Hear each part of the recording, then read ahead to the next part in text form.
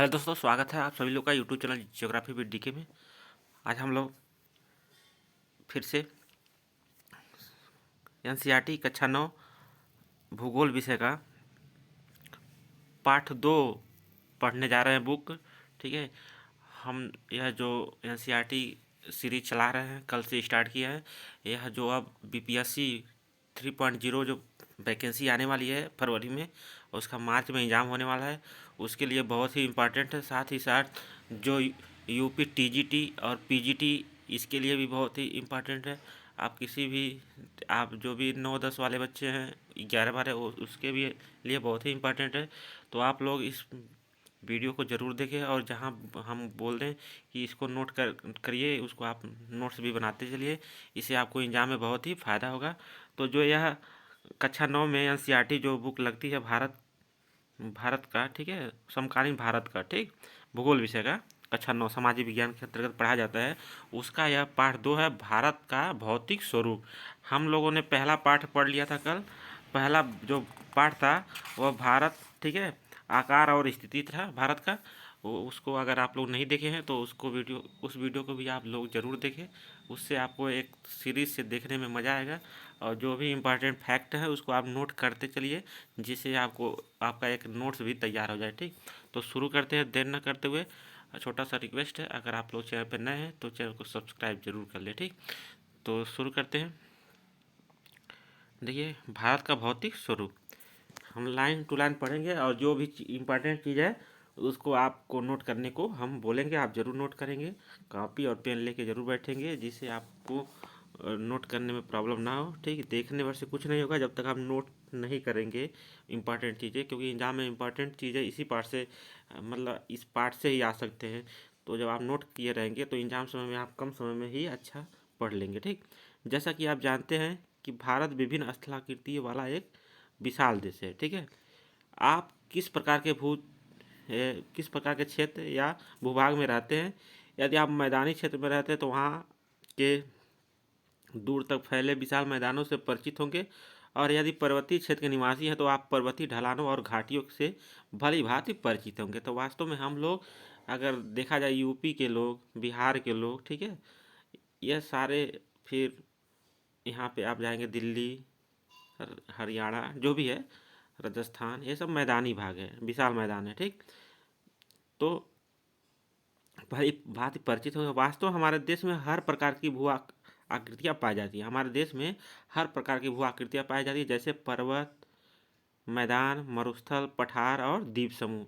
यानी पूरे पृथ्वी पे जितने भी प्रकार के भू आकृतियाँ पाई जाती है, वह सारे सारे भारत में भी पाई जाती है। आप यह सोच रहे होंगे कि विभिन्न प्रकार की भू आकृतियाँ कैसे बनी। अब आपके मन में जिज्ञासा उत्पन्न हो रही होगी कि पर्वत, मैदान, मरुस्थल, पठार या द्वीप समूह कैसे बनी। ठीक है, अब हम भारत की मुख्य भू आकृतियों की विशेषता तथा उनकी संरचना के बारे में जानेंगे। यानी भारत में जो पर्वत, पठार, मैदान या द्वीप पाए जा रहे हैं, उसकी संरचना कैसी है और कैसे वह उसका निर्माण हुआ, इसके बारे में हम लोग अब आगे जानेंगे। यहाँ विभिन्न प्रकार की शैलें पाई जाती हैं, चट्टान, जिसमें से कुछ संगमरमर की तरह कठोर होती है, जिसका प्रयोग ताजमहल के निर्माण में हुआ है। या ताजमहल के निर्माण में अगर देखा जाए तो संगमरमर का उपयोग हुआ है। कुछ सेल खड़ी की तरह मुलायम होती है, जिसका प्रयोग टेल्कम पाउडर, ठीक है, टेल्कम टेल्कम पाउडर बनाने में होता है। तो एग्जाम में पूछ सकता है, टेल्कम पाउडर बनाने में किस चट्टान का उपयोग किया जाता है। तो ऑप्शन में सेल खड़ी रहेगा, तो आप मारेंगे। ठीक है, इसको आप जरूर नोट कर लिए, सेल खड़ी, ठीक है, चट्टान से टेल्कम पाउडर बनाया जाता है। आप लोग इसको एक लाइन में नोट कर लेंगे। ठीक, एक स्थान से दूसरे स्थान पर मृदा के रंगों में विभिन्नता पाई जाती है। यानी जो मृदा यानी मिट्टी जो है, वह एक स्थान से दूसरे स्थान पे विभिन्नता इसमें पाई जाती है, क्योंकि मृदा विभिन्न प्रकार की शैलों से बनी होती है। जो मिट्टी बनी होती है वह अनेक प्रकार के शैलों से बनी होती है, जैसे अवसादी, ठीक है, आग्नेय, रूपांतरित। क्या आपने कभी इन विविधताओं के कारणों के बारे में सोचा है। इनमें से अधिकतर विविधताएं शैलों के निर्माण में विभिन्नता के कारण होती हैं। यानी जब मिट्टी में जो विविधता है वह क्यों पाई जाती है, क्योंकि जो शैल होते हैं उसमें विविधता अगर पाई जाएगी तो मृदा में भी विविधता पाई जाएगी। ठीक, आगे हम लोग पढ़ते हैं। भारत एक विशाल भूभाग है जिसका निर्माण विभिन्न भूगर्भिक कालों के दौरान हुआ है, जिसमें उसके उच्चावचों को प्रभावित किया है जिसने इसके उच्चावचों को प्रभावित किया है। जो भारत है यह एक विशाल भूभाग है। आप लोग जानते ही होंगे, पहला पार्ट पढ़े होंगे। यह दुनिया का 7वां बड़ा देश है। यह विश्व के कुल भौगोलिक क्षेत्रफल का 2.4, ठीक है, 2% यहाँ पे टोटल भूमि है। अगर तो यह क्या है, जो भारत का निर्माण हुआ है वह विभिन्न भूगर्भिक कालों के दौरान हुआ है, जिसने इसके उच्चावचों को प्रभावित किया। भूगर्भिक निर्माणों के अतिरिक्त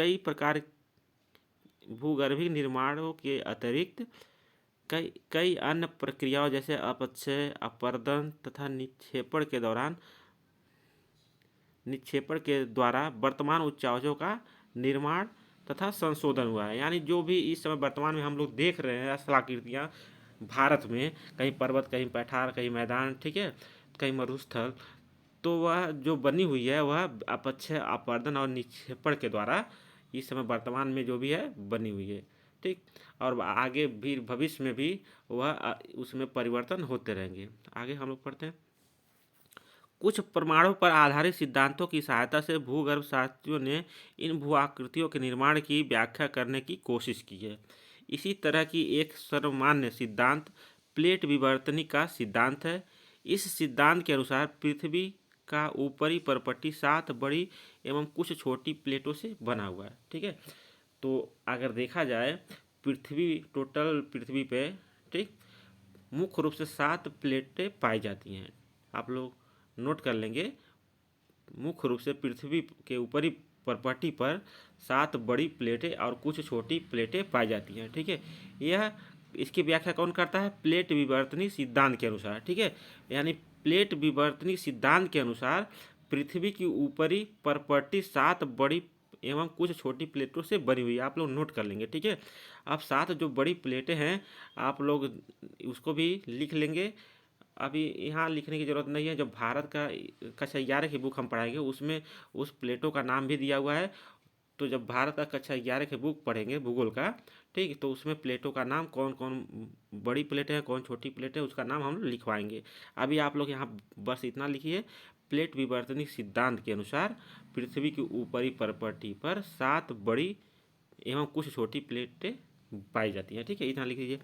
प्लेटों की गति के कारण प्लेटों के अंदर एवं ऊपर की ओर स्थित महाद्वीपीय शैलों में दबाव उत्पन्न होता है। जो ये प्लेटें जो 7 हैं और छोटी हैं, 7 बड़ी और छोटी, उनमें गति होती है, जिसके कारण अंदर एवं ऊपर की ओर, ठीक है, स्थित महाद्वीपीय शैलों में दबाव उत्पन्न होता है।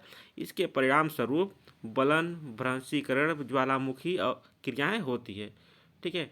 तो एग्जाम में पूछ सकता है बलन, भ्रंश और ज्वालामुखी जो होती है किसके कारण होती है, ठीक है। तो प्लेटों के अंदर एवं ऊपर की ओर स्थित महाद्वीपीय शैलों में दबाव उत्पन्न के कारण, ठीक है। आप लोग इसको जरूर नोट कर लेंगे। आगे देखिए, जो प्लेट सीमाएं होती है वह 3 प्रकार की होती हैं। अभिसारी प्लेट सीमा, ठीक है, अपसारी प्लेट सीमा और रूपांतरित प्लेट सीमा, ठीक है। रूपांतरित प्लेट सीमा, अभिसारी प्लेट सीमा, अपसारी प्लेट सीमा और रूपांतरित प्लेट सीमा। अभिसारी में क्या होता है, 2 प्लेटें एक दूसरे के करीब आती हैं। देखिए यहाँ पे एक दूसरे के दोनों प्लेटें करीब आ रही हैं, जिसके कारण क्या होता है, जो भारी प्लेट होती है वो नीचे की तरफ चली जाती है और जो हल्के प्लेट होती है वो उसके ऊपर चढ़ जाती है, ठीक है। यहाँ पे जहाँ 2 प्लेटें आपस में टकराती है वहाँ पे क्या होते हैं, बलन उत्पन्न होते हैं, जिसके कारण वहाँ पे बलित पर्वत का निर्माण होता है, ठीक है।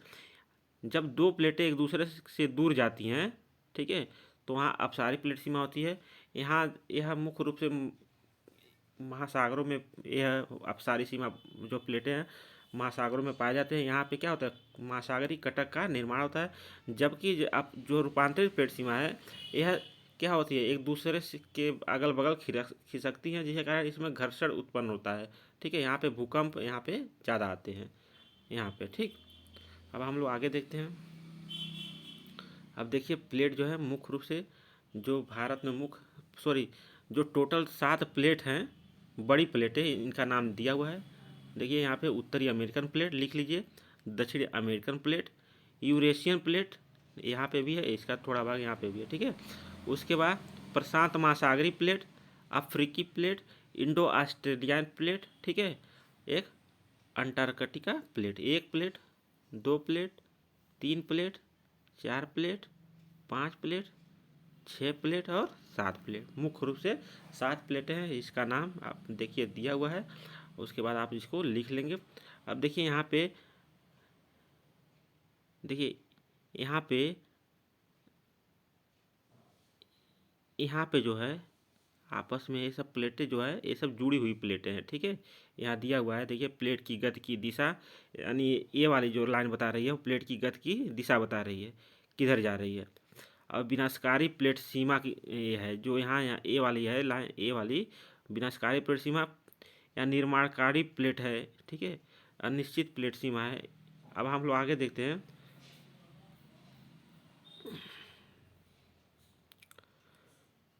यहाँ पे हम समान तौर पर इन प्लेटों की गतियों को अब आगे यहाँ पढ़ते हैं। 3 वर्गों में विभाजित किया गया है। चित्र 2.1 में आप लोग देखेंगे, वही अपसारी, अभिसारी और रूपांतरी। कुछ प्लेटें एक दूसरे के करीब आती हैं और अभिसारित परिसीमा का निर्माण करती हैं। जब प्लेटें एक दूसरे के करीब आती हैं तो उसको क्या कहते हैं, अभिसारित परिसीमा कहते हैं। जबकि कुछ प्लेटें एक दूसरे से दूर जाती हैं तो उसको क्या कहते हैं, अपसारित परिसीमा का निर्माण करती है। जब 2 प्लेटें एक दूसरे के करीब आती हैं तब या तो वे टकरा कर टूट जाती हैं या एक प्लेट फिसल कर दूसरी प्लेट के नीचे जा सकती है। कभी कभी वे एक दूसरे के साथ क्षैतिज दिशा में गति कर जाती हैं और रूपांतर परिसीमा का निर्माण करती हैं। इन प्लेटों में लाखों वर्षों से हो रही गति के कारण महाद्वीपों की स्थिति तथा आकार में परिवर्तन आता है, ठीक है। जो ये प्लेटें हैं ये इसमें लाखों वर्षों से गति होती है, उसके कारण जो महाद्वीप की स्थिति है और जो आकार है उसके रूप में परिवर्तन हो जाता है। भारत की वर्तमान स्थलाकृति का विकास भी इसी प्रकार की गतियों से प्रभावित हुआ है। हम लोग आगे देखते हैं। देखिए, विश्व के अधिकतर ज्वालामुखी एवं भूकंप संभावित क्षेत्र प्लेट के किनारों पर स्थित है, लेकिन कुछ प्लेट के अंदर भी पाई जाती हैं, ठीक है। जो विश्व के अधिकांश जो ज्वालामुखी और भूकंप हैं वह 2 प्लेट जहाँ पे आपस में जुड़ती हैं वहीं पे वह पाए जाते हैं, ठीक है। अब देखिए, अब हम लोग आगे पढ़ते हैं। सबसे प्राचीन भूभाग अर्थात प्रायद्वीपीय भाग, जो भारत का सबसे प्राचीन भूभाग है उसको क्या कहते हैं, प्रायद्वीपीय भाग कहते हैं। गोंडवाना भूमि का एक हिस्सा है, ठीक है। गोंडवाना भूमि का एक हिस्सा है। आपके दिमाग में आ रहा होगा गोंडवाना भूमि क्या है। तो पहले वेगनर, आप लोग महाद्वीपीय प्रवाह सिद्धांत पढ़े होंगे, ठीक है। तो पृथ्वी पहले, पूरी पृथ्वी एक ही महाद्वीप था, ठीक है, जिसे कहा जाता था, ठीक। उसको गोंडवाना, यानी उसको जब वो 2 भागों में विभाजित हुआ, अंगारा लैंड हो गया और गोंडवाना लैंड हुआ, ठीक है। तो जो गोंडवाना लैंड हुआ उसी का एक भाग अपना प्रायद्वीपीय भारत भी था, ठीक है। गोंडवाना भूभाग के विशाल क्षेत्र में, जो गोंडवाना भूभाग था नीचे वाला, ठीक है, ये वाला, ठीक, ऐसे 2 भागों में पूरे पृथ्वी को की प्लेटें बटी हुई थी। ऊपर अंगारा लैंड था, ठीक, नीचे गोंडवाना था, ठीक। तो जो गोंडवाना लैंड था उसी का भूभाग भारत भी था। मान लीजिए भारत था, उसी का हिस्सा क्या था, ऑस्ट्रेलिया भी गोंडवाना का हिस्सा था, दक्षिण अफ्रीका भी था, दक्षिण अमेरिका भी था और अंटार्कटिका भी था। किसका भाग, गोंडवाना लैंड का ही भाग था। तो आप लोग ध्यान में रखेंगे जो गोंडवाना लैंड का भाग था वो ऑस्ट्रेलिया, दक्षिण अफ्रीका और दक्षिण अमेरिका और अंटार्कटिका, ठीक है। जबकि जो अंगारा लैंड का भाग था वह उत्तरी अमेरिका, यूरोप, यूरेशिया, ठीक है, उत्तरी अफ्रीका, ये सब उसमें थे स्थित। संवहनी धाराओं ने भूपर्पटी को अनेक टुकड़ों में विभाजित कर दिया और इस प्रकार भारत ऑस्ट्रेलिया की प्लेट गोंडवाना भूमि से अलग होने के बाद उत्तर की ओर प्रवाहित होने लगी, ठीक है। जब गोंडवाना लैंड बिखरा, कई भागों में बट गया, तो जो इंडो ऑस्ट्रेलिया प्लेट था, इंडो ऑस्ट्रेलिया प्लेट जो था वह क्या हुआ, उत्तर की ओर जाने लगा, उत्तर की ओर प्रवाहित होने लगा। उत्तर दिशा की ओर प्रवाह के परिणाम स्वरूप यह प्लेट अपने से अधिक विशाल प्लेट यूरेशिया प्लेट से टकरा गया। ठीक है, तो मान लेते हैं ऐसे था, तो यूरेशिया एक प्लेट था और एक गोंडवाना प्लेट कई टुकड़ों में बट गया। इसमें से इंडो ऑस्ट्रेलिया भी प्लेट बटा, मान लीजिए यह इंडो ऑस्ट्रेलिया प्लेट है, यह उत्तर की ओर जा रहा था। जब उत्तर की ओर जा रहा था, इधर था यूरेशिया और यह था भारत का इंडो ऑस्ट्रेलिया प्लेट, तो यह उत्तर की ओर जब जा रहा था तो इससे टकरा गया। ठीक है, जब इससे टकरा गया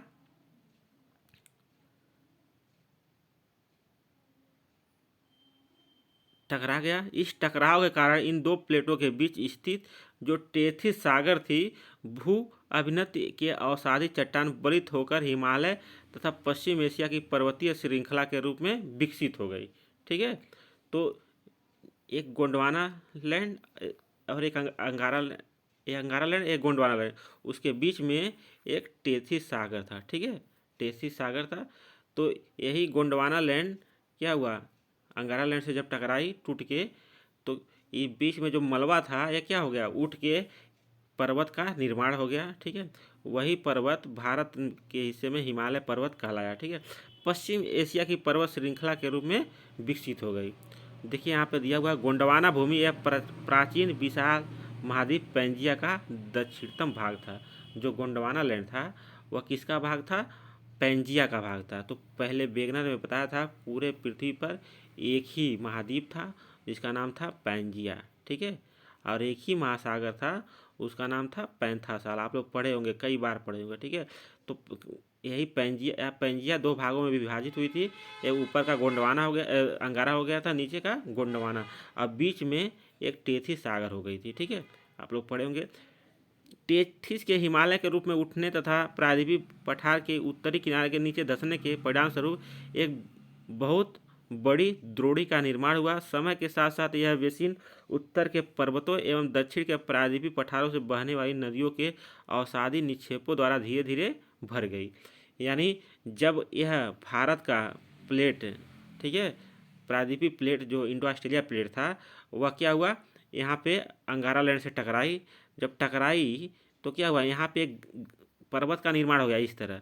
अब पर्वत के ठीक नीचे एक गर्त बन गया। ठीक है, जब यह गर्त बन गया तो यहाँ से जब नदियाँ आ रही थी हिमालय से, और इधर से अभी बचा हुआ था इंडो ऑस्ट्रेलिया प्लेट प्रायद्वीपीय भारत, इधर से भी नदियाँ आ रही थी, तो मलबा ले आके यहाँ पे गर्त में भरती चली गई।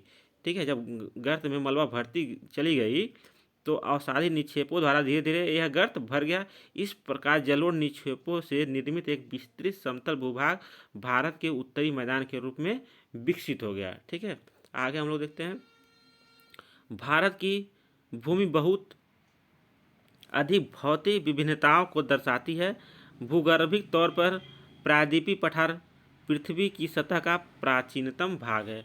आप लोग नोट कर लेंगे, भूगर्भिक तौर पर जो प्रायद्वीपीय पठार है भारत का, वो पृथ्वी की सतह का प्राचीनतम भाग है। इसे भूमि का एक बहुत ही स्थिर भाग माना जाता है। इसे भूमि का एक बहुत स्थिर भाग माना जाता है, यानी प्रायद्वीपीय जो भारत है वह बहुत ही स्थिर माना जाता है। ठीक है, स्थिर है, वहाँ पे ज्वालामुखी भूकंप नहीं देखने को मिलते हैं, परंतु हाल के भूकंपों ने इसे गलत साबित किया है। अभी जैसे भुज में भूकंप आया 2001 में, ठीक है, तो धीरे धीरे हाल ही में थोड़ा बहुत जो भूकंप आ रहे हैं वह गलत साबित माना गया। क्यों? क्योंकि पहले कहा गया था यह स्थिर भाग है। ठीक है, लेकिन अब धीरे धीरे यह भूकंपों ने इसको गलत साबित किया है। हिमालय एवं उत्तरी मैदान हाल में बनी स्थलाकृतियाँ हैं। जो हिमालय है भारत में, जो हिमालयी क्षेत्र है, और उत्तरी का जो मैदान है वह अभी हाल ही में बनी स्थलाकृति है, यानी अभी नवीनतम है। जबकि जो प्रायद्वीपीय पठार है भारत का भाग है, प्रायद्वीपीय भाग है, वह प्राचीनतम है, जबकि उत्तरी मैदान और हिमालय वह अभी नवीनतम है। भूगर्भ वैज्ञानिकों के अनुसार हिमालय पर्वत एक अस्थिर भाग है। ठीक है, तो जो भूगर्भ वैज्ञानिक हैं उसके अनुसार जो हिमालय पर्वत है वह एक अस्थिर भाग है। ठीक है, तो एग्जाम में पूछ देगा, ठीक, भारत के संदर्भ में पूछ देगा कौन सा भूभाग, 4 ऑप्शन दे देगा, कौन सा भूभाग अस्थिर भाग है। ठीक है, तो ऑप्शन में रहेगा हिमालय पर्वत, उत्तरी मैदान, प्रायद्वीपीय पठार। ठीक है, तटीय मैदान ऐसे दे देगा तो आपको क्या मानना है, हिमालय पर्वत श्रृंखला। यहाँ पे लिखा हुआ ना एक ऐसी भाग, हिमालय की पूरी पर्वत श्रृंखला एक युवा स्थलाकृति को दर्शाती है जिसमें उच्च शिखर, गहरी घाटियाँ, तेज बहने वाली नदियाँ, उत्तर मैदान जलोढ़ निक्षेपों से बना हुआ है। जो उत्तर का मैदान है वह जलोढ़ निक्षेपों से बना हुआ है। प्रायद्वीपीय पठार जो है आग्नेय तथा रूपांतरित शैलों द्वारा कम ऊंची पहाड़ियाँ एवं चौड़ी घाटियों से बना हुआ है। आप लोग एक लाइन में नोट कर लीजिए, जो प्रायद्वीपीय पठार है भारत का वह किन चट्टानों से बना हुआ है, आग्नेय तथा रूपांतरित शैलों से बना हुआ है। ठीक है, आगे हम लोग और पढ़ते हैं मुख्य भौगोलिक वितरण। अब भारत का हम लोग मुख्य भौगोलिक वितरण देखते हैं। भारत की भौगोलिक आकृतियों को निम्नलिखित वर्गों में विभाजित किया जा सकता है। ठीक है, कौन कौन से वर्ग हैं देखिए यहाँ पे दिया हुआ है। पहला है हिमालय पर्वत श्रृंखला, दूसरा है उत्तरी मैदान, तीसरा है प्रायद्वीपीय पठार, चौथा है भारतीय मरुस्थल, पांचवा है तटीय मैदान, छठवां है द्वीप समूह। ठीक है, अब हम लोग इसमें एक एक को पढ़ेंगे। पहला पढ़ेंगे हिमालय पर्वत, इसकी विशेषता हम लोग देखेंगे। तो हिमालय पर्वत के अंतर्गत जो इम्पॉर्टेंट चीज़ें होगा हम लिखने को बोलेंगे, आप लोग जरूर लिखेंगे। भारत की उत्तरी सीमा पर विस्तृत हिमालय भूगर्भिक रूप से युवा एवं बसावट के दृष्टिकोण से बलित पर्वत श्रृंखला है। ठीक है, आप लोग नोट करेंगे भारत के उत्तर में स्थित है हिमालय पर्वत। ठीक है, यह एकदम से भूगर्भिक रूप से एकदम युवा है और बनावट के दृष्टि से बलित पर्वत श्रृंखला है। ठीक, यह पर्वत श्रृंखला जो है पश्चिम पूर्व दिशा में सिंधु नदी से लेकर ब्रह्मपुत्र नदी तक फैला हुआ है। यानी हिमालय जो है भारत में वह सिंधु नदी से और पूरब में ब्रह्मपुत्र नदी तक फैला हुआ है। ठीक है, हिमालय विश्व की सबसे ऊंची पर्वत श्रेणी है। तो पूछ देगा एग्जाम में विश्व की सबसे ऊंची पर्वत श्रेणी कौन है, तो वह है हिमालय है। ठीक है, अगर सबसे लंबी पर्वत श्रेणी पूछता है तो एंडीज पर्वत हो जाएगा, और एक अत्यधिक असम अवरोधों में से एक है। ठीक है, ये 2400 किमी की लंबाई में फैले यह 2400 किलोमीटर की लंबाई में फैले एक अर्धवृत्त का निर्माण करता है। जो हिमालय है वह एक अर्धवृत्त का इस तरह से निर्माण करता है। जो इसकी लंबाई है वह कितना है, 2400 किलोमीटर। ठीक है, ठीक है, यहाँ पे सिंधु नदी से पश्चिम में सिंधु नदी से पूरब में ब्रह्मपुत्र नदी के बीच में यह फैला हुआ है। ठीक है, आप लोग इसको भी नोट कर लेंगे। इसकी चौड़ाई कश्मीर में 400 किलोमीटर, अरुणाचल प्रदेश में 150 किलोमीटर है। यानी अगर देखा जाए हिमालय जो है भारत का हिमालय क्षेत्र जो है वह सबसे चौड़ा किधर है, वह कश्मीर में है। ठीक है, और कम चौड़ा कहाँ है, वह अरुणाचल प्रदेश में है।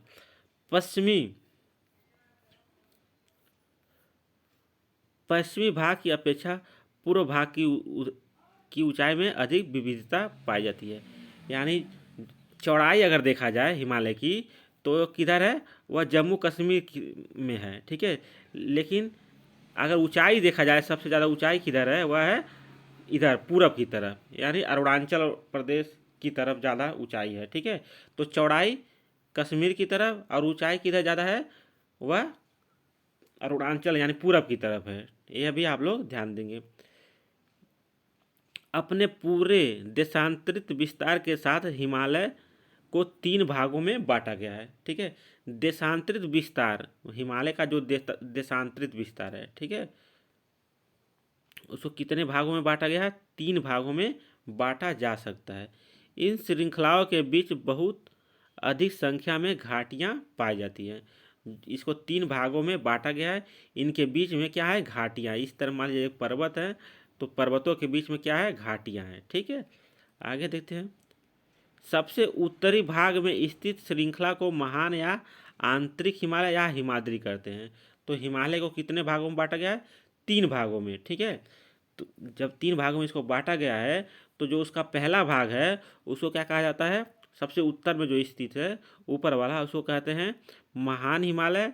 इसी को या आंतरिक हिमालय कहा जाता है या इसी को ही हिमाद्री कहा जाता है। जो सबसे उत्तर में स्थित है, आप लोग नोट कर लेंगे, हिमालय को 3 भागों में बांटा गया है देशांतरित विस्तार के साथ। ठीक है, सबसे उत्तर में स्थित जो हिमालय है की श्रेणी है उसको कहते हैं महान हिमालय या आंतरिक हिमालय या हिमाद्री कहते हैं। ठीक है, इसी में लिखेंगे यह सबसे अधिक सतत श्रृंखला है। यानी जो उत्तर में स्थित हिमालय है, इसी को हिमाद्री कहते हैं, आंतरिक हिमालय कहते हैं, महान हिमालय भी कहते हैं। यह एक अधिक सतत श्रृंखला, सतत मतलब एक कटा फटा नहीं है, ठीक है, एकदम से खड़ा वाला है, ठीक, जिसमें 600 मीटर की औसत ऊंचाई वाले सर्वाधिक ऊंचे शिखर हैं। यानी इसकी अगर ऊंचाई देखा जाए 6000 मीटर की औसत ऊंचाई वाले यहाँ पे सब सर्वाधिक ऊंचे शिखर हैं। इनमें हिमालय के सभी प्रमुख शिखर स्थित हैं। ठीक है, अब कौन कौन से शिखर हैं देखिए, यहाँ दिया हुआ है माउंट एवरेस्ट। इसकी लोकेशन देखा जाए तो नेपाल में है, 8848 है।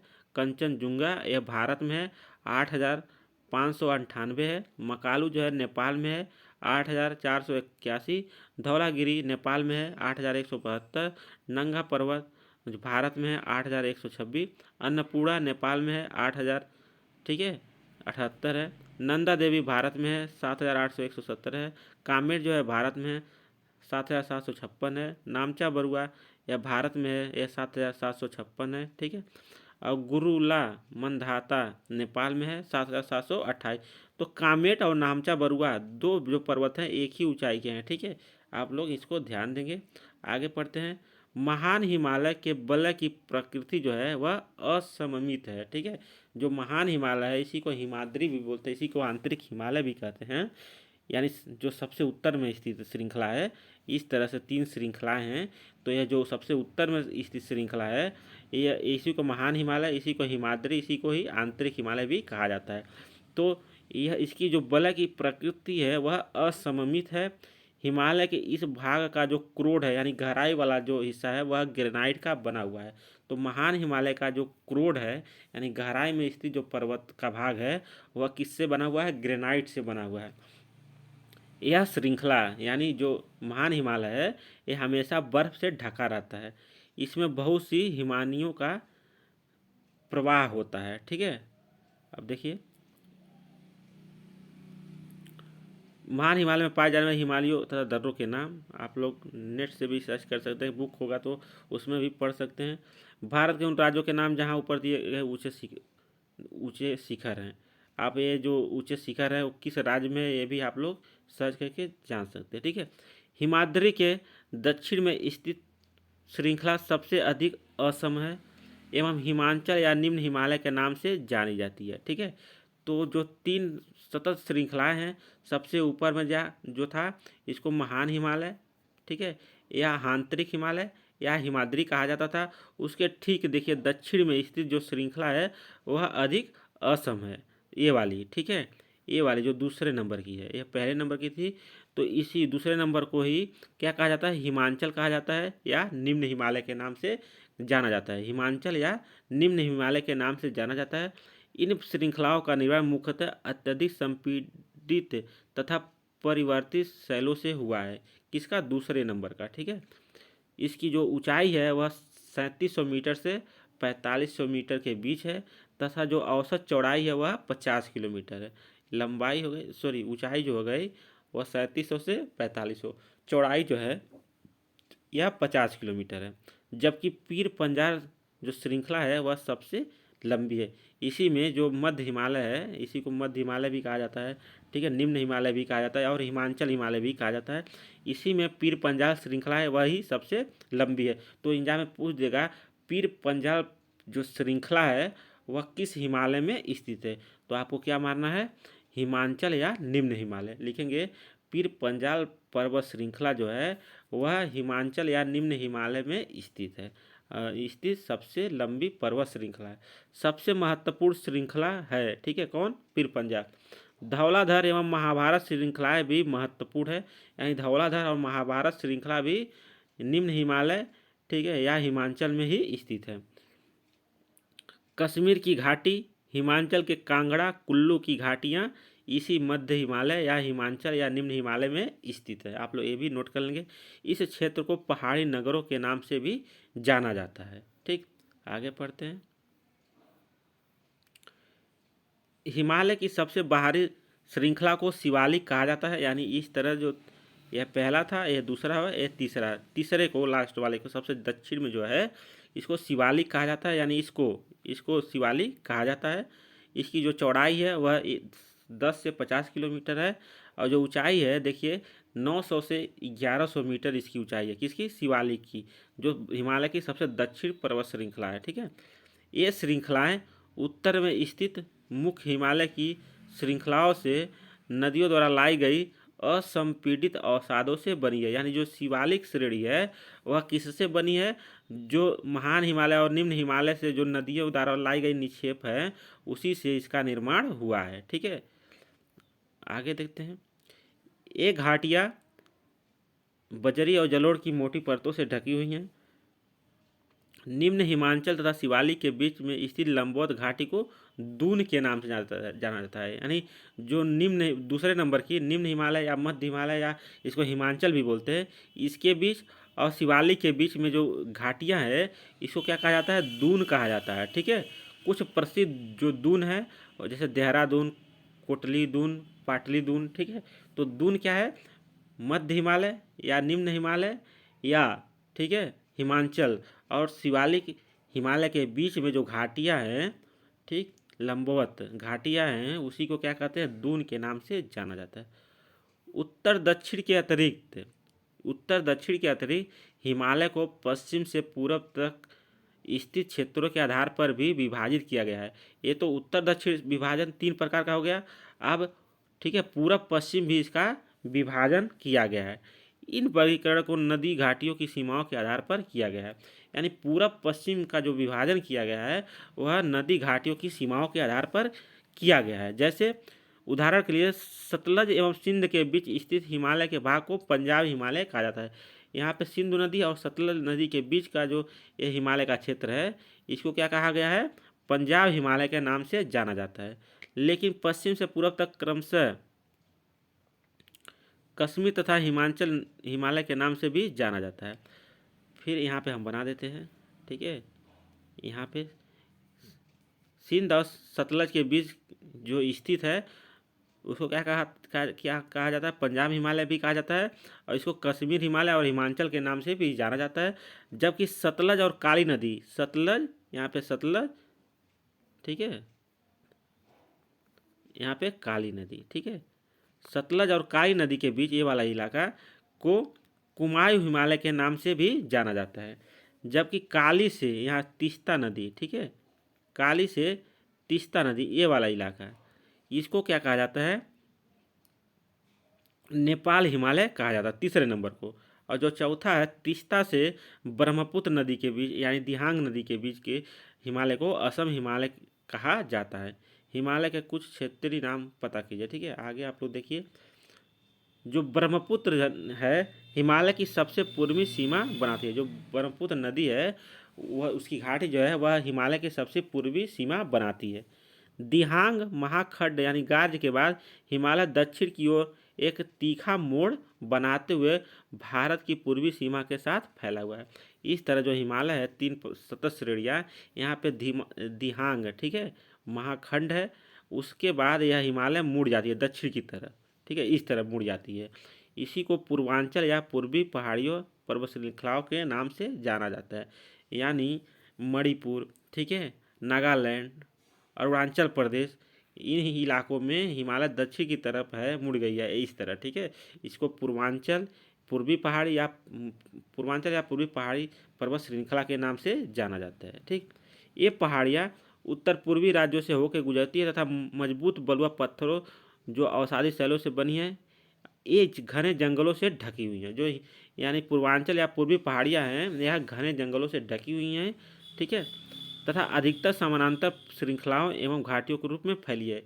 पूर्वांचल में पटकाई, बूम, नागा, मिजो और मणिपुर की पहाड़ियाँ स्थित है। ठीक है, पूछ देगा एग्जाम में, पटकाई बूम, नागा पहाड़ी, मिजो पहाड़ी, मणिपुर पहाड़ी किस पर्वत श्रृंखला में पाई जाती हैं? तो उसको आपको बताना है पूर्वी पहाड़ी या पूर्वांचल में। अब हम लोग देखिए यहाँ पे है मिजो पहाड़ियाँ। ठीक है, अब हम लोग दूसरा नंबर देते हैं उत्तरी मैदान। उत्तरी मैदान 3 प्रमुख नदी प्रणालियों सिंधु, गंगा एवं ब्रह्मपुत्र तथा उसकी सहायक नदियों से बना है। यह मैदान जलोढ़ मृदा से बना हुआ है। ठीक है, जो उत्तरी का मैदान है वह 3 प्रमुख नदी प्रणालियों से बना हुआ है। कौन कौन? सिंधु, गंगा और ब्रह्मपुत्र से। लाखों वर्षों में हिमालय के गिरिपद। गिरिपद क्या होता है? पर्वत के ठीक नीचे वाला हिस्सा को ही गिरिपद कहा जाता है। में स्थित बहुत बड़े बेसिन द्रोणी में जलोढ़ों का निक्षेप हुआ है, जिससे इस उपजाऊ मैदान का निर्माण हुआ। यानी पर्वतों से नदियाँ आई और घाटी में क्या की? कंकड़ पत्थर मिट्टी जमा की, इससे ही क्या बना हुआ है? उत्तर का मैदान। ठीक, आगे हम लोग पढ़ते हैं। इसका विस्तार जो है वह 7 लाख वर्ग किलोमीटर के क्षेत्र पे है। पूछ देगा उत्तर के विशाल मैदान का विस्तार कितने लाख वर्ग किलोमीटर है? तो यह 7 लाख वर्ग किलोमीटर है। यह मैदान 24 किलोमीटर लंबा है एवं 240 किलोमीटर क्या है? चौड़ा है। ठीक है, जो उत्तरी का मैदान है वह 24 किलोमीटर लंबी है और 240 किलोमीटर चौड़ा है। ठीक, आगे पढ़ते हैं। यानी 240 से 320 किलोमीटर चौड़ा है। यह सघन जनसंख्या वाला भौगोलिक क्षेत्र है। तो उत्तर का मैदान जो है वह सघन जनसंख्या वाला भौगोलिक क्षेत्र है। समृद्ध मृदा आवरण, पर्याप्त पानी की उपलब्धता एवं अनुकूल जलवायु के कारण कृषि की दृष्टि से यह भारत का अत्यधिक उपजाऊ क्षेत्र है। ठीक है, अत्यधिक उत्पादक क्षेत्र है कौन? उत्तर का मैदान। उत्तरी पर्वतों से आने वाली नदियाँ निक्षेपण कार्यों में लगी हैं। नदी के निचले भागों में ढाल कम होने के कारण नदी की गति कम हो जाती है, जिसके परिणामस्वरूप नदी द्वीपों का निर्माण होता है। ये नदियाँ अपने निचले भागों में गाद एकत्र हो जाने के कारण बहुत सी धाराओं में बढ़ जाती है। इन धाराओं को वितरिकाएँ कहा जाता है। ठीक है, जब पर्वतों से नदियाँ, मान लीजिए यह पर्वत है, ठीक है, पर्वतों से नदियाँ जब यह मैदानी क्षेत्रों में आती हैं तो अपने साथ कंकड़ पत्थर लेके आती हैं, तो यहाँ पे खूब कंकड़ पत्थर जमा करती हैं। तो यहाँ पे जो नदियाँ हैं मुख्य नदी नहीं दिखाई देती है, वितरिकाओं में बढ़ जाती है। ठीक है, आगे दोआब के बारे में। दोआब का अर्थ दो नदियों के बीच का भाग। मान लीजिए नदी एक नदी ए है और एक नदी ए है, दोनों नदी है, उसके बीच के भाग को ही क्या कहा जाता है? दोआब कहा जाता है। यानी दो तथा आब अर्थात पानी। इस प्रकार पंजाब भी दो शब्दों से मिलकर बना है। पंज का अर्थ है पाँच तथा आब का अर्थ है पानी, यानी 5 नदियों का पानी। ठीक है, आगे उत्तरी मैदान को मोटे तौर पर 3 उपवर्गों में विभाजित किया गया है। उत्तरी मैदान को मोटे तौर पर 3 उपवर्गों में विभाजित किया गया है। पहला, उत्तरी मैदान के पश्चिम भाग को पंजाब मैदान कहा गया। सिंधु तथा उसकी सहायक नदियों के द्वारा यह बना हुआ। पंजाब मैदान किससे बना है? सिंधु तथा उसकी सहायक नदियों द्वारा। इस मैदान का बहुत बड़ा भाग पाकिस्तान में स्थित है। सिंधु तथा उसकी सहायक नदियाँ झेलम, चेनाब, रावी, ब्यास और सतलज। देखिए सिंध नदी की कितनी सहायक नदियाँ हैं? कितनी हैं? 5 हैं। झेलम, चेनाब, रावी, ब्यास और सतलज हिमालय से निकलती हैं। मैदान के इस भाग में दोआबों की बहुत अधिक संख्या है। ठीक है, गंगा मैदान का विस्तार घग्गर तथा तीस्ता नदियों के बीच है। यह उत्तरी भारत के राज्यों हरियाणा, दिल्ली, उत्तर प्रदेश, बिहार, झारखंड के कुछ भाग तथा पश्चिम बंगाल में फैला हुआ है। ब्रह्मपुत्र का मैदान इसके पश्चिम विशेषकर असम में स्थित है। आगे देखते हैं। उत्तरी मैदान की व्याख्या सामान्यतः उसके उच्चावचों में बिना किसी विविधता वाले समतल स्थल के रूप में की जाती है। यह सही नहीं है। इस विस्तृत मैदान की भौगोलिक आकृतियों में भी विविधता है। आकृति विविधता के आधार पर उत्तरी मैदान को 4 भागों में बांटा गया है। ठीक है, नदियों के आधार पर यहाँ पे आप लोग देख लिए तीन भागों में, यानी सिंधु नदी तंत्र वाली मैदान पंजाब हिमालय, पंजाब का मैदान। ठीक है, उसके बाद उत्तर प्रदेश मध्य गंगा का मैदान के अंतर्गत आप लोग पढ़े ही हैं। उत्तर प्रदेश जो हरियाणा, दिल्ली, पश्चिम बंगाल, बिहार वाला हिस्सा, और ये गंगा नदी तंत्र से निर्मित जो मैदान है। ठीक है, उसके बाद तीसरा जो था ब्रह्मपुत्र नदी से निर्मित जो मैदान था असम में जो। ठीक, अब आकृति विभिन्नता के आधार पर उत्तरी मैदान को 4 भागों में बांटा गया है। यानी उत्तर से दक्षिण, मान लिया पूरा मैदान बन गया, इसको उत्तर से दक्षिण अब 4 भागों में बांटा गया है। ठीक है, अब पूरब से पश्चिम अगर देखा जाए, पूरब से पश्चिम, ठीक है, यहाँ पे 4 भागों में। अब कौन कौन? नदियाँ पर्वतों से नीचे उतरते समय शिवालिक की ढाल पर 8 से 16 किलोमीटर की चौड़ी पट्टी में गुट्टिका यानी बड़े बड़े टुकड़ों का निक्षेपण करती है। इसे भावर के नाम से जाना जाता है। मान लिया यह शिवालिक पर्वत श्रेणी है। ठीक है, नदियाँ आती है शिवालिक पर्वत श्रेणी से, ठीक उसके नीचे ये मान लीजिए ये पर्वत, उसका ठीक नीचे जब नदियाँ आती हैं तो यहाँ पे बड़े बड़े बोल्डर का जो अपने साथ लाती हैं वहाँ पे जमा करती हैं। ठीक है, जब जमा करती हैं तो इसी को कहते हैं, यह जो एरिया बनता है 8 से 16 किलोमीटर के बीच का बनता है, इसी को कहते हैं भाबर के नाम से जाना जाता है। सभी सरिताएं यानी जो नदियाँ की कई भागों में बढ़ जाती है, उसी को मान लिया मुख्य नदी आ रही थी, अब इसमें जब प्रवेश करती है इस भाबर मैदान में तो ये कई भागों में बढ़ जाती है। ठीक है, यानी भाबर पट्टी में नदियाँ क्या हो जाती हैं, विलुप्त हो जाती हैं, क्योंकि बड़े बड़े बोल्डरों में पानी जब जाता है तो पता ही नहीं चलता किधर से आ रहा है किधर से जा रहा है। ठीक है, मान लिया ऐसे पत्थर रहते हैं ना, ऐसे इस तरह भाबर मैदानों में, तो यहाँ से नदी तो आई मुख्य नदी, लेकिन यहाँ से वह एक धारा के रूप में न परिवर्तित होकर इस तरह जहाँ जहाँ से वह उसको होल मिलता है उधर से वह बहने लगती है। तो यहाँ पे नदियाँ क्या हो जाती है, विलुप्त हो जाती है। कहाँ पे, भाबर मैदान में। ठीक है, पूछ देगा एग्जाम में किस मैदान में नदियाँ विलुप्त हो जाती है, तो भाबर जो मैदान होता है यानी भाबर पट्टी जो होता है वहाँ पे नदियाँ विलुप्त हो जाती हैं। इस पट्टी के दक्षिण में सरिताएं एवं नदियाँ पुनः निकल जाती है। जब भाबर क्षेत्र खत्म हो जाता है, ठीक है, तो यहाँ पे उसके बाद नदियाँ पुनः दिखाई देने लगती है। ठीक, जब दिखाई देने लगती हैं तो एक नम और दलदली क्षेत्र का निर्माण होता है जिसे तराई कहा जाता है। यानी भाबर प्रदेश के ठीक दक्षिण में यह तराई मैदान का निर्माण होता है। यह नम होता है और दलदली होता है। ठीक है, इसी को तराई कहा जाता है। आगे, यह वन्य प्राणियों से भरा जंगलों का क्षेत्र था। बंटवारे के बाद पाकिस्तान से आए शरणार्थियों को कृषि योग्य भूमि उपलब्ध कराने के लिए इस जंगल को काटा जा चुका है। ठीक है, तो पूछ देगा भारत पाकिस्तान के बंटवारे के बाद आए शरणार्थियों को कृषि योग्य भूमि कहाँ उपलब्ध कराया गया था, तो वह तराई क्षेत्रों में। ठीक है, अब यह भी एक क्वेश्चन बन सकता है। इसी में राष्ट्रीय, ठीक है, दुधवा राष्ट्रीय पार्क भी स्थित है। ठीक, उत्तरी मैदान का सबसे विशालतम भाग पुराने जलोढ़ का बना हुआ है। तो उत्तरी मैदान में सबसे विशालतम जो भाग है वह पुराने जलोढ़ से बना हुआ है। वे नदियों के बाढ़ वाले मैदान के ऊपर स्थित है तथा वेदिकाओं जैसी आकृति प्रदर्शित करते हैं। इस भाग को भांगर के नाम से भी जाना जाता है।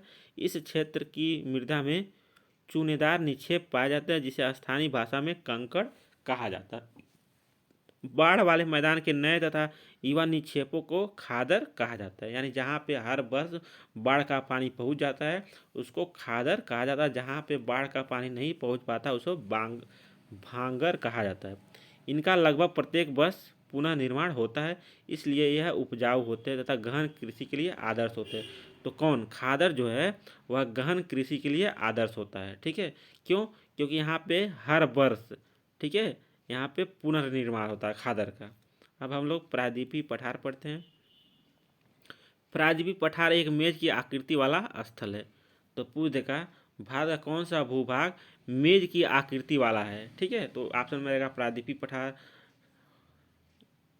ठीक है, उत्तर का विशाल मैदान, पर्वतीय प्रदेश, मरुस्थलीय प्रदेश, तो आपको टिक करना है प्रायद्वीपीय पठार। जो प्रायद्वीपीय पठार है वह पुराने क्रिस्टलीय आग्नेय तथा रूपांतरित शैलों से बना है। यह गोंडवाना भूमि के टूटने एवं अफवाह के कारण बना है। ठीक है, तथा यही कारण है कि यह प्राचीनतम भूभाग का एक हिस्सा है। इस पठारी भाग में चौड़ी तथा छिछली घाटियाँ एवं गोलाकार पहाड़ियाँ हैं।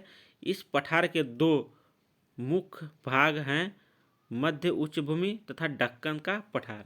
ठीक है, प्रायद्वीपीय जो पठार है इसके दो मुख्य भाग हैं, एक है मध्य उच्च भूमि और दूसरा जो है वह दक्कन का पठार।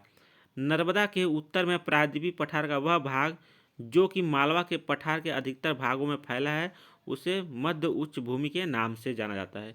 तो मध्य उच्च जो भूमि है वह नर्मदा नदी जो है, मान लीजिए यहाँ पे नर्मदा नदी जो बहती है, ठीक है, नर्मदा नदी जो बहती है वह विंध्यन और सतपुड़ा श्रेणी के बीचों बीच में नर्मदा नदी बहती है।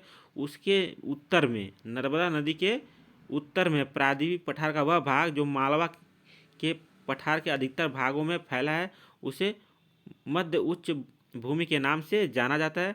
विंध्यन श्रृंखला दक्षिण में मध्य उच्च भूमि तथा उत्तर पश्चिम में अरावली से घिरी हुई है। ठीक है, जो मध्य उच्च भूमि है वह विंध्य श्रृंखला उसके दक्षिण में स्थित है और उसके उत्तर पश्चिम में अरावली पर्वत है। पश्चिम में यह धीरे धीरे राजस्थान के बलुई तथा पथरीली मरुस्थल में मिल जाता है। ठीक है, जो मध्य उच्च भूमि है वह पश्चिम में जो है वह किससे मिल जाता है, वह मरुस्थल से, राजस्थान के बलुई मरुस्थल से मिल जाता है। इस तरह समझिए उसके दक्षिण में, ठीक है, जो मध्य उच्च भूमि है उत्तर पश्चिम में अगर देखा जाए, उत्तर पश्चिम में यह अरावली से, ठीक है, और इधर पश्चिम है, पश्चिम में यह राजस्थान के बलुई मरुस्थल में, और जो दक्षिण है वह विंध्य श्रृंखला के बीचों बीच यह फैला हुआ है। ठीक है, और उत्तर पूरब इस तरह से मध्य उच्च भूमि फैला हुआ है। ठीक, आगे पढ़ते हैं। इस क्षेत्र में बहने वाली नदियां चंबल, सिंध, बेतवा तथा केन दक्षिण पश्चिम से उत्तर पूर्व की तरफ बहती है। इस प्रकार वे इस क्षेत्र के ढाल को दर्शाती हैं। मध्य उच्च भूमि पश्चिम में चौड़ी लेकिन पूर्व में संकीर्ण है। पश्चिम में यह चौड़ी है और पूर्व में यह संकीर्ण यानी पतली है। ठीक है, इसी पठार के पूर्वी विस्तार को स्थानीय रूप से बुंदेलखंड और बडघेलखंड के नाम से जाना जाता है। तो ये वाला इसका पूर्वी जो हिस्सा है, इस तरह से अगर देखा जाए पूर्वी हिस्सा जो है यह बघेलखंड और बुंदेलखंड पठार के नाम से जाना जाता है, पूरब के क्षेत्र को। इसके और पूर्व के विस्तार को दामोदर नदी द्वारा अपवाहित छोटा नागपुर पठार दर्शाता है। इसके और पूरा वाले भाग जो है वह छोटा नागपुर पठार दर्शाता है। ठीक है, आगे देखते हैं। दक्षिण पठार जो है एक त्रिभुज आकार का भूभाग है। ठीक है, आप नोट कर लेंगे, दक्षिण का जो पठार है वह एक त्रिभुज आकार का भूभाग है जो नर्मदा नदी के दक्षिण में स्थित है। उत्तर में इसके चौड़े आधार पर सतपुड़ा की श्रृंखला है, जबकि महादेव, कैमूर की पहाड़ी, मैकाल श्रृंखला इसके पूर्वी विस्तार है। भारत के भौतिक मानचित्र पर इन पहाड़ियों एवं श्रृंखलाओं की स्थिति को ज्ञात करें। दक्षिण का पठार पश्चिम में ऊंचा एवं पूर्व की ओर ढाल वाला है। तो दक्षिण का जो पठार है वह क्या है, पश्चिम में ऊंचा है, पश्चिम में, ठीक है, जबकि यह पूर्व में कम ढाल वाला है। ठीक है, इस पठार का एक भाग उत्तर पूर्व में भी देखा जाता है। जो दक्षिण का पठार है उसका एक भाग उत्तर पूर्व, जो भारत का उत्तर पूर्व क्षेत्र है, उसमें भी देखा जाता है, जिसे स्थानीय रूप से क्या कहा जाता है, मेघालय कार्बी एंगलोंग पठार तथा उत्तर कचनार पहाड़ी के नाम से जाना जाता है। आप लोगों को मैप में दिखाते हैं। ठीक है, यह है दक्षिण का पठार। ठीक है, यह दक्षिण का यहाँ पे पठार है। इसका एक भाग जो है, देखिए यहाँ मालदा गैप के कारण यहाँ एक भाग ये वाला हिस्सा है दक्षिण के पठार का ही उत्तर पूर्व में है। ठीक है, और यह है मध्यवर्ती उच्च भूमि। देखिए मध्यवर्ती जो है उच्च भूमि है। अभी आप लोग पढ़े होंगे जब पूछा हुआ था बीपीएससी पीजीटी में ही है। ठीक है, जयपुर किस में स्थित है? ऑप्शन था प्रायद्वीपीय पठार में, मैदान में, ठीक है, उत्तर के मैदान में, ऐसे दिया हुआ था। तो जो अरावली पर्वत है वह मध्यवर्ती उच्च भूमि के ही अंतर्गत आता है, तो पठार के ही क्षेत्र आता है, लेकिन वह उसका सही उत्तर मान लिया था। ठीक है, मैदान। अब हम आगे देखते हैं। कार्बी एलांग पठार के नाम से तथा उत्तर कचनार पहाड़ी के नाम से जाना जाता है। यह एक भ्रंश के द्वारा छोटा नागपुर पठार से अलग हुआ है। छोटा नागपुर पठार और मेघालय पठार के बीच में, ठीक है, यहाँ पे मान लिया छोटा नागपुर पठार है, यहाँ मेघालय पठार है, उसके बीच में पश्चिम बंगाल में ही, ठीक है, भ्रंश हो गया था, दक्षिण के पठार को हो गया था, इसीलिए यह दोनों अलग अलग हो गए थे। इसी भ्रंश को मालदा गैप के नाम से जाना जाता है। ठीक है, आगे देखते हैं। पश्चिम से पूरब की ओर तीन महत्वपूर्ण श्रृंखलाएं हैं। मेघालय में पश्चिम से पूरब की तरफ तीन महत्वपूर्ण पर्वत श्रृंखलाएं हैं, जिसको गारो, खासी, जयंतिया के नाम से जाना जाता है। दक्षिण के पठार के पूर्वी एवं पश्चिम सिरे पर क्रमशः पूर्वी तथा पश्चिमी घाट स्थित है। ये जो दक्षिण का पठार है ये इस तरह से, उसके पूरब और पश्चिम में, ठीक है, यह पूरब हो गया और यह हो गया पश्चिम में, यह पश्चिमी घाट और यह पूर्वी घाट स्थित है। ठीक है, पश्चिमी घाट जो है पश्चिमी तट के समानांतर स्थित है। ये सतत है। जो पश्चिमी घाट है वह आप लोग नोट कर लेंगे, पश्चिम घाट जो है पश्चिमी तट के समानांतर स्थित है और यह सतत है। सतत मतलब यह विखंडित नहीं है। इन्हें केवल दर्रों के द्वारा ही पार किया जाता है, यानी पश्चिमी घाट को केवल दर्रों के द्वारा ही पार किया जाता है। भारत के भौतिक मानचित्र में थाल घाट, भोर घाट और पाल घाट की स्थिति आप लोग को ज्ञात करना है। पश्चिम घाट पूर्वी घाट की अपेक्षा ऊंचा है, यह भी आप लोग जानें। जो पश्चिमी घाट है वह पूर्वी घाट की अपेक्षा ऊंचा है। पूर्वी घाट 600 मीटर की औसत ऊंचाई की तुलना में पश्चिमी जो घाट है वह 900 से 1600 मीटर ऊंचा है। पूर्वी घाट का विस्तार जो है आप लोग नोट कर लेंगे, पूर्वी घाट का विस्तार जो है वह महानदी घाटी से नीलगिरी पर्वत तक है। ठीक है, एक लाइन में आप नोट लिख लेंगे, नोट, पूर्वी घाट का विस्तार महानदी घाटी से दक्षिण में नीलगिरी तक है। आगे देखते हैं, पूर्वी घाट का विस्तार सतत नहीं है, यानी जो पूर्वी घाट है वह सतत नहीं है। ठीक है, कटा फटा है, इस तरह है। ठीक, आगे, ये अनियमित है एवं बंगाल की खाड़ी में गिरने वाली नदियों ने इनको काट दिया है पूर्वी घाट को। पश्चिमी घाट में पर्वतीय वर्षा होती है। जो पश्चिमी घाट है उसमें कैसी वर्षा होती है? पर्वतीय होती है। यह वर्षा घाट के पश्चिमी ढालों पर आर्द्र हवाओं के टकराकर ऊपर उठने के कारण होती है। मान लीजिए पश्चिमी घाट पर्वत है, ठीक है, इस तरह, तो यहाँ पे जो वर्षा होती है यह जो हिंद महासागर के जो अरब शाखा है, अरब अरब सागर है, वहाँ से हवाएं आती हैं, पश्चिमी घाट से टकरा के वर्षा करती हैं। ठीक है, और पश्चिम ढाल पे वर्षा होती है। पश्चिमी घाट के पश्चिम ढाल पे वर्षा होती है, पूर्वी ढाल पे वर्षा नहीं है। पश्चिमी घाट को विभिन्न स्थानीय नामों से जाना जाता है। मान लीजिए पश्चिमी घाट है, इसको विभिन्न स्थानीय नामों से जाना जाता है। पश्चिमी घाट की जो ऊंचाई है वह उत्तर से दक्षिण की ओर, यानी उत्तर ऊपर है, ठीक है, उत्तर से दक्षिण की ओर क्या होती है? बढ़ती जाती है। यानी उत्तर में ऊंचाई इसकी कम है और दक्षिण में इसकी ऊंचाई ज़्यादा है, इस तरह आप मान सकते हैं। ठीक है, देखिए इधर ऊंचाई कम है, इधर ऊंचाई क्या हो जा रही है? ज़्यादा हो जा रही है। इस भाग के शिखर जो हैं, ऊंचे जो शिखर हैं वह अनाईमुड़ी है, 2695 मीटर। ठीक है, यानी पश्चिम घाट का अगर देखा जाए सबसे ऊंचा पर्वत जो चोटी है वह है अनाईमुड़ी है। फिर उसके बाद दोदा बेटा है।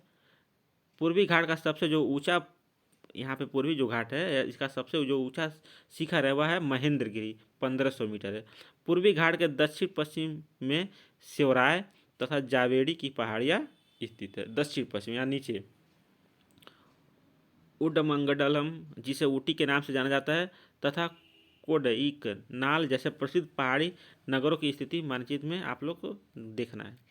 प्रायद्वीपीय पठार की एक विशेषता यहाँ पाई जाने वाली काली मृदा है। यानी जो प्रायद्वीपीय पठार है उसकी एक प्रमुख विशेषता क्या है? वह काली मृदा से बनी हुई है, जिसे दक्कन ट्रैप के नाम से भी जाना जाता है। जो इसकी उत्पत्ति हुई थी प्रायद्वीपीय पठार की, या काली मृदा की कह सकते हैं, या दक्कन ट्रैप की कह सकते हैं। यानी दक्कन ट्रैप की जो उत्पत्ति हुई थी वह ज्वालामुखी से हुई थी। ठीक है, इसलिए इसके शैल जो हैं वह आग्नेय हैं। वास्तव में इन शैलों का समय के साथ अपरदन हुआ, जिससे काली मृदा का निर्माण हुआ है। अरावली की पहाड़ियाँ प्रायद्वीपीय पठार के पश्चिम एवं उत्तर पश्चिम किनारे पर स्थित हैं। ये बहुत अधिक अपरदित एवं खंडित पहाड़ियाँ हैं। यह गुजरात से लेकर दिल्ली तथा दक्षिण पश्चिम एवं उत्तर पूर्व दिशा में फैली हुई है। तो हिमालय की जो स्थिति है वह दक्षिण पश्चिम से, ठीक है, मान लीजिए यह हो गया, इधर पश्चिम है और इधर दक्षिण है, तो दक्षिण पश्चिम से इस तरह हिमालय, ठीक है, दक्षिण पश्चिम से उत्तर पूर्व की तरफ फैली हुई है अरावली पर्वत, इस तरह से यहाँ दिया हुआ है ना, दक्षिण पश्चिम से उत्तर पूर्व। तो इस तरह अगर देखा जाए, इस तरह, ठीक है, उत्तर दक्षिण पूर्व पश्चिम, तो ये हो गया पश्चिम और ये हो गया दक्षिण, तो दक्षिण पश्चिम फिर उत्तर पूर्व, ये हो गया उत्तर पूर्व की तरफ, इस तरफ फैली हुई है। आगे देखते हैं भारतीय मरुस्थल के बारे में देते हैं। अरावली पहाड़ी के पश्चिम किनारे पर थार का मरुस्थल स्थित है। मान लिया अरावली पर्वत है, इसके पश्चिम साइड में इस तरह थार का मरुस्थल स्थित है। यह बालू के टिब्बों से ढका एक तरंग गति मैदान है। इस क्षेत्र में प्रतिवर्ष 150 मिलीमीटर से भी कम वर्षा होती है। इस शुष्क जलवायु वाले क्षेत्रों में वनस्पति बहुत कम है। वर्षा ऋतु में ही कुछ सरिताएँ दिखती है। जो मरुस्थल है वह वर्षा ऋतु में कुछ सरिताएँ दिखती है और उसके बाद यह बालू में विलीन हो जाती है। पर्याप्त जल नहीं मिलने से वे समुद्र तक नहीं पहुंच पाती। केवल लूनी नदी है इस क्षेत्र की सबसे बड़ी नदी है। जो भारतीय मरुस्थल है उसमें लूनी नदी जो है वह सबसे बड़ी नदी है। बरकान यानी अर्धचंद्राकार बालू का टीला ही भी बरकान को कहा जाता है का विस्तार बहुत अधिक क्षेत्रों पर होता है, लेकिन लंबवत टीले भारत पाकिस्तान सीमा के समीप प्रमुखता से पाए जाते हैं। पूछ देगा भारतीय मरुस्थल में जो लंबवत टीले हैं वह कहाँ पाए जाते हैं, तो ऑप्शन रहेगा भारत पाकिस्तान के सीमा पे, तो आप लोग उसको मारेंगे। आगे देखते हैं। पाए जाते हैं, यदि आप जैसलमेर जाएं तो बरकान के समूह को देख सकते हैं। देखिए यहाँ पश्चिम भारतीय मरुस्थल है। देखिए यहाँ पे मिट्टी जो है किस तरह से। अब तटीय हम मैदान देखने जा रहे हैं। प्रायद्वीप पठार के किनारों संकीर्ण तटीय पट्टियों का विस्तार है। यह पश्चिमी अरब सागर से लेकर पूर्व में बंगाल की खाड़ी तक विस्तृत है। पश्चिमी घाट तथा अरब सागर के पश्चिमी तट जो है पश्चिमी घाट तथा अरब सागर के बीच स्थित एक संकीर्ण मैदान है। तो इस तरह से मान लीजिए पश्चिमी घाट है, ठीक है। जो यहाँ पे पश्चिमी घाट के ठीक है ऐसे नीचे एक पतली सी पट्टी पाई जाती है, इसको पश्चिमी तट बोलते हैं, ठीक है। तो पश्चिमी तट यहाँ पे मान लीजिए यह हो गया आपका अरब सागर। तो जो पश्चिमी तट है वह पश्चिमी घाट हो गया और अरब सागर के बीच में यह स्थित है। आप लोग समझ पा रहे हैं, यह पश्चिमी घाट है, पर्वत है, ठीक है, और यह अरब सागर है। ये अरब सागर और यह पश्चिमी घाट, ठीक है। उसी के बीच में क्या है आपका पश्चिमी तट स्थित है। एक पतली सी पट्टी है, मैदानी क्षेत्र, ठीक है, के बीच एक संकीर्ण मैदान है। इस मैदान के 3 भाग हैं। तो मान लीजिए जो मैदान है पतली सी पट्टी वाला, ठीक, पश्चिमी घाट के नीचे और अरब सागर के बीच में, अरब सागर और पश्चिमी घाट के बीच में जो यह मैदान है इसको 3 भाग में बांटा गया है। तो तट के उत्तरी भाग को यानी उत्तरी भाग को, इस वाले भाग को क्या कहते हैं, कोंकण तट कहते हैं। तो कोंकण जो तट है वो कहाँ कहाँ फैला हुआ है, मुंबई तथा गोवा के बीच के इलाके को, इस तरह मुंबई और गोवा के बीच के इलाके को क्या कहा जाता है, कोंकण तट कहा जाता है। फिर मध्य भाग को कन्नड़ मैदान, ठीक है, कन्नड़ मैदान। तो कन्नड़ मैदान आप लोग जान गए होंगे, कर्नाटक वाला जो हिस्सा है पश्चिमी तट का उसको कन्नड़ कहा जाता है। जबकि जो दक्षिणी भाग है यानी केरल वाला हिस्सा ये वाला, इसको कहते हैं मालाबार तट, ठीक, इसको कहते हैं कोंकण तट। आप लोग नोट कर लेंगे, कोंकण तट यानी मुंबई तथा गोवा के बीच के हिस्से को कोंकण तट और कर्नाटक वाले इलाके को कन्नड़ मैदान। जबकि जो मालाबार तट है वह केरल वाला हिस्सा मालाबार तट है। आगे देखते हैं। बंगाल की खाड़ी के साथ विस्तृत मैदान चौड़ा एवं समतल है। यानी जो पूर्वी घाट का मैदान है वह समतल और चौड़ा है, क्योंकि जो पश्चिमी घाट से निकलने वाली जो नदियां हैं वह वहाँ पूर्वी तट पे ले जाके जमा करती हैं अवसाद, उससे वहाँ पे मैदान जो है वह चौड़े हो गए हैं, ठीक है। उत्तरी भाग में इसे मान लीजिए जो पूर्वी तटीय मैदान है इसको उत्तरी भाग में उत्तरी सरकार बोलते हैं, ठीक है, उत्तरी सरकार कहा जाता है। जबकि दक्षिणी भाग को कोरमंडल तट कहा जाता है। दक्षिणी भाग को क्या कहा जाता है, कोरमंडल तट कहा जाता है, ठीक है। उत्तरी भाग को उत्तरी सरकार और कोरमंडल तट कहा जाता है। दक्षिणी भाग को कोरमंडल, ठीक है, कोरमंडल तट कहा जाता है। आगे देखते हैं। बड़ी नदियां जैसे महानदी गोदावरी, कृष्णा तथा कावेरी इस तट पर विशाल डेल्टा का निर्माण करती हैं। चिल्का झील पूर्वी तट पर स्थित एक महत्वपूर्ण भूलक्षण है। चिल्का झील जो है भारत में खारे पानी की सबसे बड़ी झील है। यह उड़ीसा में महानदी डेल्टा के दक्षिण में स्थित है, ठीक है। तो यहाँ में पूछ देगा भारत का सबसे बड़ा खारे पानी का झील, तो यह है चिल्का झील। यह कहाँ पे स्थित है, यह उड़ीसा में महानदी डेल्टा के दक्षिण में स्थित है। अब हम लोग आगे देखते हैं द्वीप समूह। आप पहले ही देख चुके हैं भारत का मुख्य स्थल भाग अत्यधिक विशाल है। इसके अतिरिक्त भारत में 2 द्वीप समूह भी स्थित है। क्या आप इन द्वीप समूहों को पहचान कर सकते हैं? आगे देखते हैं। केरल के मालाबार तट के पास स्थित लक्षद्वीप की स्थिति ज्ञात कीजिए। द्वीपों का यह समूह जो है छोटे प्रवाल द्वीपों से बना हुआ है। यानी जो लक्षद्वीप है यह छोटे प्रवाल द्वीपों के समूह से बना हुआ है। पहले इसको लक्काद्वीप, मिनिकॉय तथा एमीन द्वीप के नाम से जाना जाता था। ठीक है, जो लक्षद्वीप था पहले इसको लक्काद्वीप, मिनिकॉय और एमीन द्वीप के नाम से जाना जाता था। 1973 में आप लोग लिखेंगे नोट, 1973 में लक्षद्वीप का नाम, इसका नाम रखा गया, यानी लक्काद्वीप, मिनिकॉय और एमिनी द्वीप को 1973 में संयुक्त रूप से लक्षद्वीप रखा गया।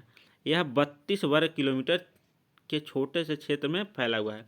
यानी लक्षद्वीप की अगर क्षेत्रफल देखा जाए वह 32 वर्ग किलोमीटर है। ठीक है, कवारती द्वीप लक्षद्वीप का प्रशासनिक मुख्यालय है। यानी अगर लक्षद्वीप की राजधानी पूछा जाए तो वह है कवारती द्वीप। ठीक है, प्रशासनिक मुख्यालय है।